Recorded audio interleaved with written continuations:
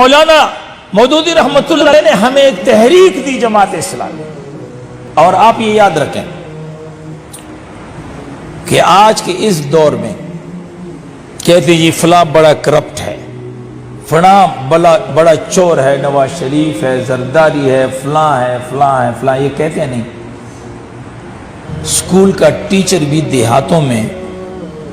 جب 4ویں اور 5ویں کے لڑکے کو پاس کرتا ہے تو کہتے ہیں جی مرغی، دیسی مرغی لے کر آ جاؤ،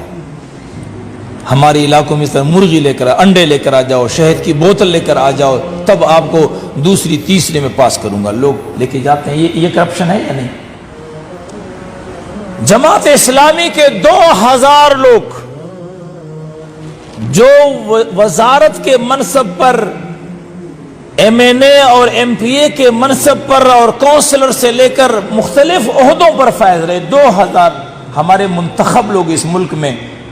مختلف عہدوں پر فائز رہے ہیں۔ ان 2000 لوگوں میں سے ایک آدمی بھی ایسا نہیں ہے جو اینٹی کرپشن احتساب یا نیب کے احتساب کے کسی ادارے میں اس کی کیس زیر سماعت ہو، ایک بھی ایسا نہیں ہے۔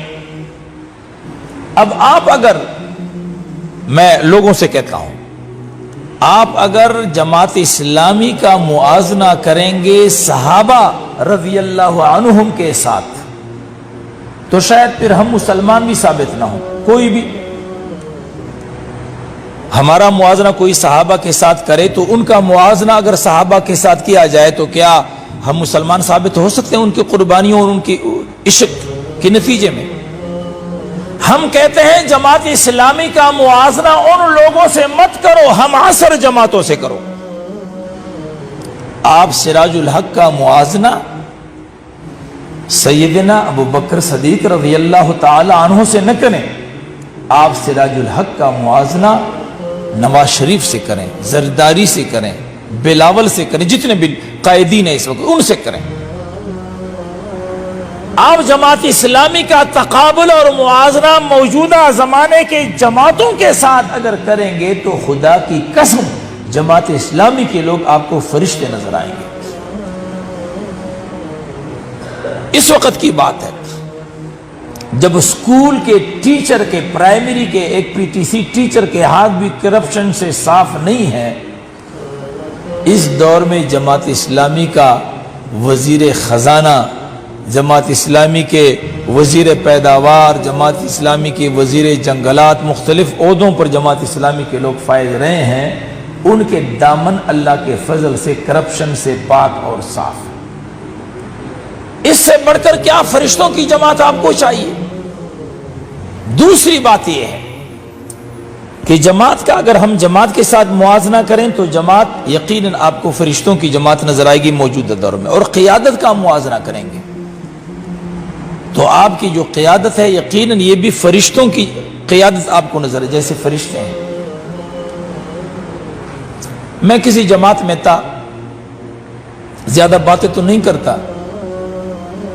اپنی موجودہ جماعت اور قیادت کے بارے میں یہ کہتا ہوں کہ سراج الحق صاحب سے ملاقات کے لیے آپ کو اس کے سیکریٹری یا اس کے گنمین کو رشوت دینی نہیں پڑتی، آپ ملاقات کر سکتے ہیں نہیں کر سکتے۔ باقی میرا چیلنج ہے، کسی بھی جماعت کی لیڈر سے آپ نہیں مل سکتے۔ یہ تحریک ہے ہماری، اور اس تحریک میں مولانا مودودی رحمۃ اللہ علیہ کی تربیت کا یہ نتیجہ ہے کہ اس تحریک میں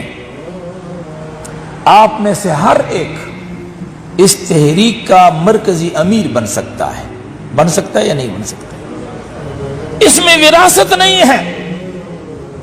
کہ باپ مرے گا تو اس کا بیٹا اس کی قیادت پر فائز ہوگا، نہیں، یہاں موروثیت نہیں ہے، یہاں سرمایہ کی بنیاد پر آپ اس جماعت کے لیڈرشپ تک نہیں پہنچیں گے بلکہ کارکردگی کی بنیاد پر۔ عید کی رات کو مجھے امیر جماعت نے فون کیا،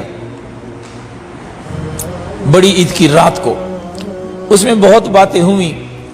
تو مجھے کہا کہ مفتی صاحب ہاں جزاک اللہ، ہم اور آپ بہت غریب ہیں، تو کہنے لگے کہ تفصیلی قصہ کیا، لیکن آخر میں یہ کہا کہ میرا بیٹا یا بیوی یا بچے جب بیمار ہوتے ہیں تو میں مہنگائی کی وجہ سے نمک یا پانی کو دم کر کے بچوں کو پلا دیتا ہوں۔ اس قسم کی قیادت ہے ہماری۔ اللہ تبارک و تعالی مجھے اور آپ کو عمل کی توفیق عطا فرمائے، اور تا حیات اس تحریک سے اخلاص اور الہیہ کے ساتھ وابستہ رہنے کی توفیق نصیب فرمائے۔ وآخر دعوانا ان الحمدللہ۔